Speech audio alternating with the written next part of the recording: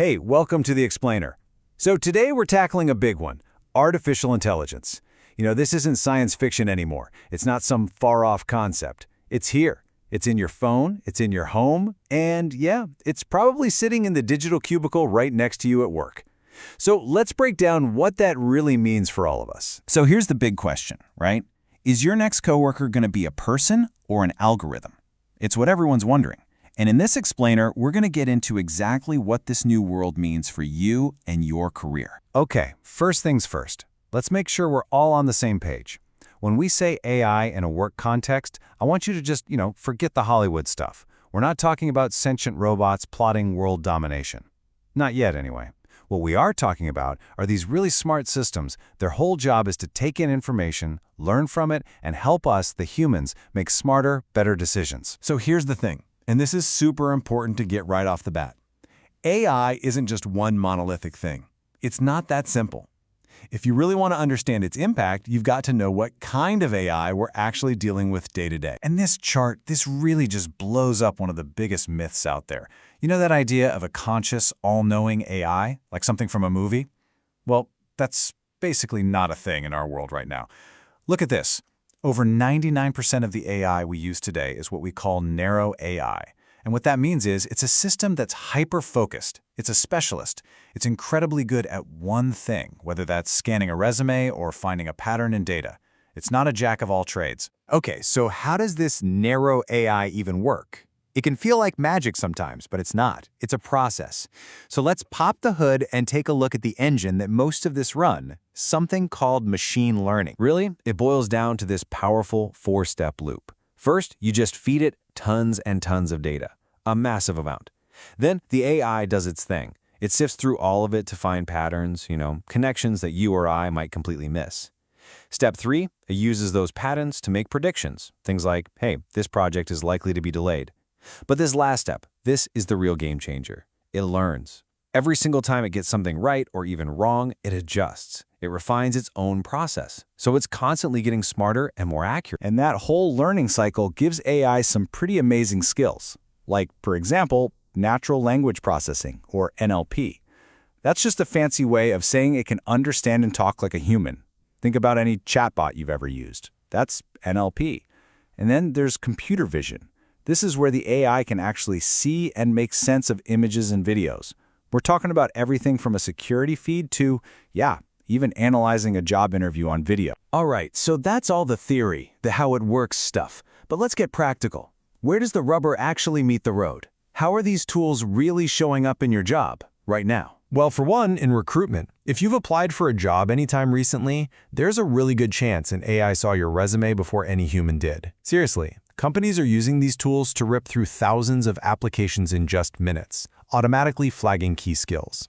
And the idea isn't just about being fast. When it's set up correctly, the hope is that it can actually make the whole hiring process a little more fair. Oh, and customer service. We've all been there, right?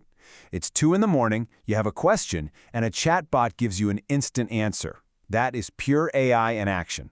It handles all the simple, routine questions 24/7, which frees up the human support agents to deal with the really tough, messy problems that actually need a human brain. Then you've got project management.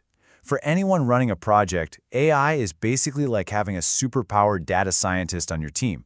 It can dig through all your past projects, look at the data, and say, hey, watch out for this risk, or you should probably move these people over here. It's all about keeping things on track and on budget. And that really gets to the core of it, doesn't it? It doesn't matter if we're talking about hiring or customer service or managing a big project.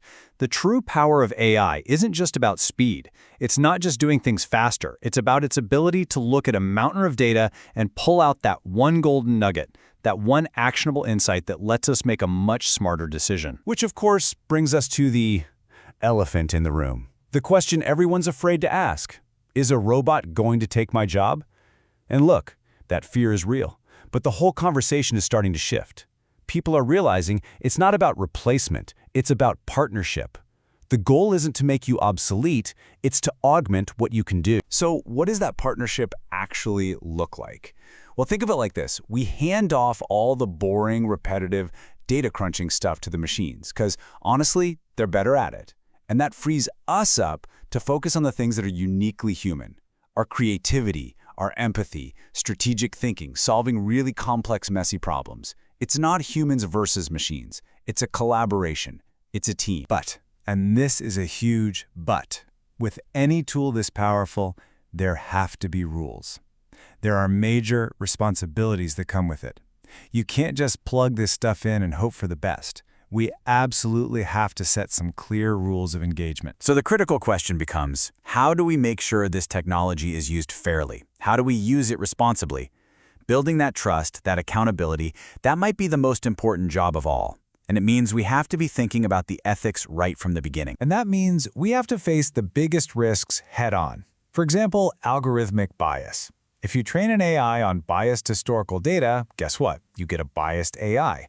So you have to fight that by feeding it diverse, truly representative data. Then there's the black box problem, when nobody, not even the creators, knows how the AI reached a decision. You can't trust that. So we have to demand explainable AI, systems that can actually show their work. And above all, to protect people and prevent major screw-ups, two things are non-negotiable: clear human oversight and a deep, fundamental respect for people's privacy and consent. And when we talk about consent and who owns data, there's a vital perspective we absolutely have to include, and that's the principle of Indigenous data sovereignty. This is the inherent right of Indigenous peoples to govern the collection, ownership, and application of their own data. We're talking about data related to their people, their lands, and their ways of life. It is an absolutely critical concept to understand if we're serious about building a future with AI that's genuinely equitable and respectful for everyone. So ultimately, this responsibility lands on all of us. This isn't just a problem for the tech gurus or the C-suite to solve. As we start using these tools in our own jobs, we have to be the ones pushing for fairness. We have to be the ones who demand transparency and ask, hey, how did it make that decision? We need to make sure someone is always accountable when things go wrong. And we have to be guardians of privacy every single step of the way. Because in the end, AI isn't our destiny. It's just a tool. A profoundly powerful tool for sure. And like any tool, from a hammer to the internet, it's going to amplify our own intentions. With it, we could build a more efficient, more innovative, and truly more inclusive way of working. Or we could just use it to build up the same old inequalities, just faster. The technology is here. The really big question is, what are we going to choose to build with it?